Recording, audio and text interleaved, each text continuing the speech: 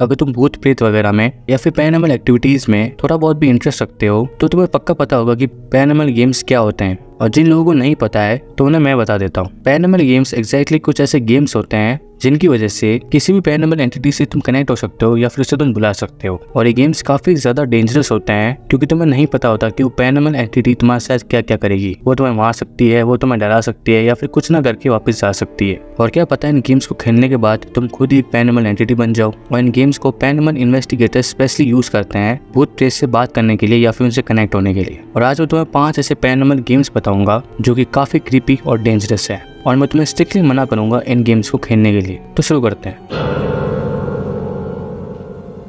तो elevator to hell एक बहुत ही मिस्टीरियस और डेंजरस गेम है जिसके अंदर तुम्हें एक एलिवेटर यानी कि एक लिफ्ट चाहिए होगी और तुम्हें उस लिफ्ट के अंदर जाके खड़ा होना होगा और तुम्हें एक बहुत ही स्पेसिफिक सीक्वेंस ऑफ नंबर डालना होगा फ्लोर्स का। और अगर वो नंबर ऑफ सीक्वेंस सही लग गया तो वो लिफ्ट बहुत ही तेजी से नीचे जाएगी और अचानक से रुक जाएगी और तुम एक अलग ही डायमेंशन में पहुंच जाओगे जहाँ पर तुम्हें बहुत सारी सुपर नेचुरल चीजें देखने को मिलेंगी। और सबसे बुरा पार्ट इस गेम का ये है कि तुम इस डायमेंशन से कभी वापस नहीं आ सकते।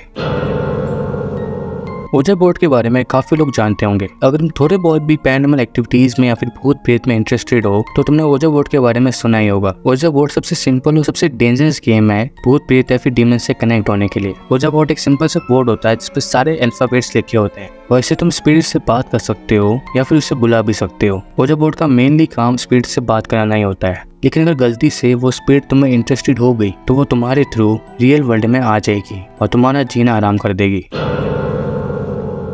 दारुमासेन also known as path game. ये गेम काफी ज्यादा इंटरेस्टिंग है क्योंकि तुम इस गेम के अंदर नहाते हो किसी भूत के साथ या फिर किसी डीमन के साथ। तुम एक बहुत ही स्पेसिफिक रिचुअल परफॉर्म करते हो जिसके अंदर तुम्हें बाथटब के आसपास काफी सारी कैंडल्स जलानी पड़ती हैं और तुम एक मंत्र बोलते हो और फिर तुम्हें धीरे धीरे फील होना स्टार्ट होता है कि कोई तुम्हारे सामने बैठा है और फिर तुम्हें वो धीरे धीरे दिखना भी शुरू हो जाता है और तुम पूरा उसके साथ नहाते हो। और बचा हुआ बाकी दिन तुम्हें उस एंटिटी को अवॉइड करना पड़ता है। वो तुम्हारे साथ बैठेगा, तुम्हारे साथ टीवी देखेगा, तुम्हारे साथ सोएगा और तुम कुछ भी नहीं कर सकते।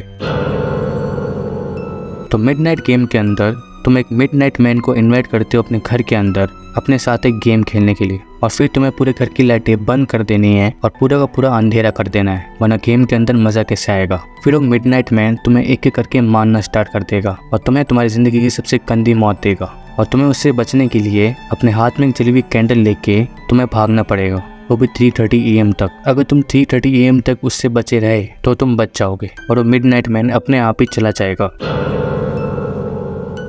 तो कॉल सीट एक ऐसा गेम है जिसके अंदर तुम अपने घर के अंदर एक डीमन को बुलाते हो।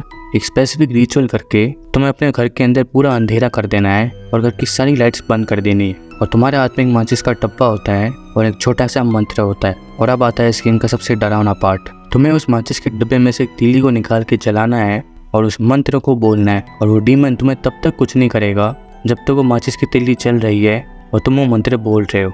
लेकिन जैसे ही वो माचिस की तीली खत्म हुई और घर में पूरा अंधेरा हुआ तब वो डीमन तुम्हारे साथ कुछ भी कर सकता है। तो तुम्हें वापस से माचिस की तीली चलानी है और वो मंत्र बोलना है और वो डीमन तब तक वापस कुछ नहीं करेगा जब तक वो माचिस की तीली चल रही है। और जैसे ही वो खत्म हुई डीमन फिर से कुछ भी कर सकता है और ये गेम तब तक चलेगा जब तक वो माचिस की डिब्बी चलेगी।